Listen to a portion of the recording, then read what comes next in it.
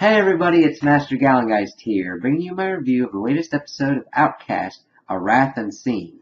And this was pretty interesting because it kind of brought more information into the kind of dangling part of why Kyle's sister Megan was kind of freaked out by this one dude.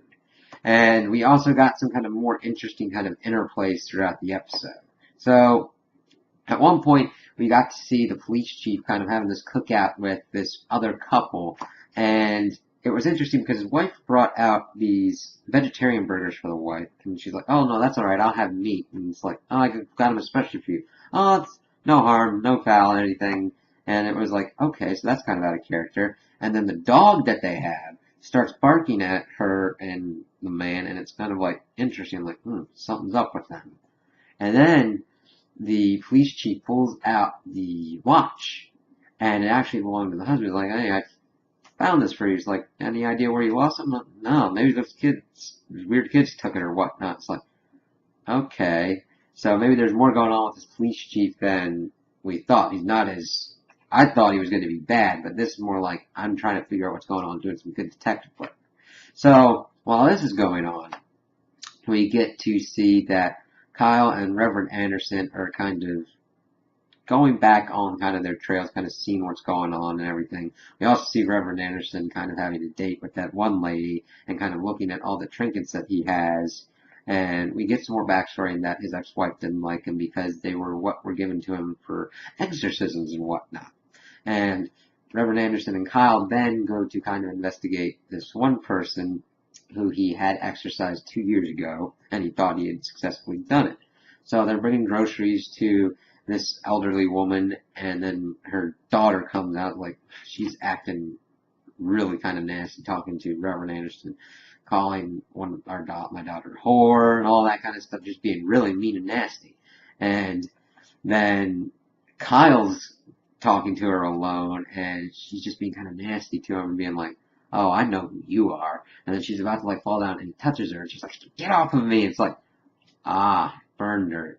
So she's still possessed, and he's he's talking with the Reverend afterward because the woman then plays it off that like he was trying to hurt her or whatnot, and told them to get out and all that. And Kyle's like, "She's still possessed." And he's like, "No, I helped her. It's done," and all that. So they keep kind of going through the episode and kind of figuring out that she's most likely possessed. And because there's no other reason why she react that way to Kyle. And he's talking with her later, like, "We used to do all these things together." You're like, eh. And you can see her being like kind of pushing it off and being negative and being nasty. And like, all right, we could play or whatnot. It's like, whoa. We also got to see the burial of Kyle's next door neighbor, and the only ones that like really attended were Kyle and Reverend Anderson and the like groundskeeper. But then the man in the black suit with the black hat, Brett Spiner's character, shows up and says that he was a friend and kind of like starts insinuating himself into kind of like Kyle and Reverend Anderson's life. So it'll be interesting to see what his end games are, because it's kind of, I like the slow burn approach of like, we keep getting stuff revealed a little bit, a little piece at a time, and it'll be interesting to see how he interacts with them, what he is trying to accomplish with Kyle, because otherwise he could have just went up and killed Kyle, because he wouldn't have been able to see it coming. I mean, yeah, he's a strange person, but he would have been able to see it coming, kind of like his neighbor. So it'll be interesting to see what his plans are for Kyle and the Temp, because a lot of people are evidently possessed, and this is kind of, if not a lot of people are possessed, it's starting to grow at a rate that's quite alarming, because it started with Kyle's mother, then his wife, then a little boy, now someone who had friends and all that, and now someone who was like possessed 2 years ago and reacted to it. And of course, Reverend Anderson and Kyle try to go back later and do it, and the daughter's like, "No, I'm calling the police." So he leaves the token that he was given on the front stoop, like, "I haven't earned this yet." So it'll be interesting to see what they're able to do with that. So with Megan's story, we figure out that this Donnie dude had been in foster care with Megan, Kyle and abused, and it's insinuated that he raped her as well. Um, I mean, they didn't show anything or all that, but it's pretty well thought that he raped her and abused her and beat her and all that kind of stuff. And Kyle would sleep in her room at the foot of her bed, and even though he wouldn't be able to do anything, he'd at least stop him enough to just beat on him.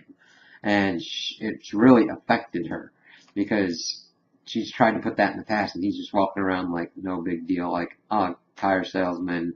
And then, of course, when Mark finds out about this, he's pissed. He's like, because the Donnie dude came up when they were having a date night and everything, and you could tell it freaked her out. She did a really good job of conveying that kind of silent panic and everything. It's like, Rrr. And then, of course, Kyle sees him. Kyle goes to a bar, and then Donnie comes up, and then they start fighting and everything, and Kyle's not able to really fight him off. I mean, he gets his ass kicked. And then the Mark dude's like, get in the car, and takes him to a bar during the daylight, and he's like, so that's him. All right. Takes the beer that he gave him and pretty much drank it himself. So then later on, as Donnie's leaving, he pulls him over, and we don't know exactly, he starts beating on him. And of course there's dash cam footage, and it'll be interesting to see what the repercussions of that are, because he gets home late and washing blood and stuff off his hands. And later on that night we see that Megan takes, which is one of the weirdest and kind of stupidest kind of venting things ever, at night, all these glass objects, and takes some hammer and starts smashing the shit out of them.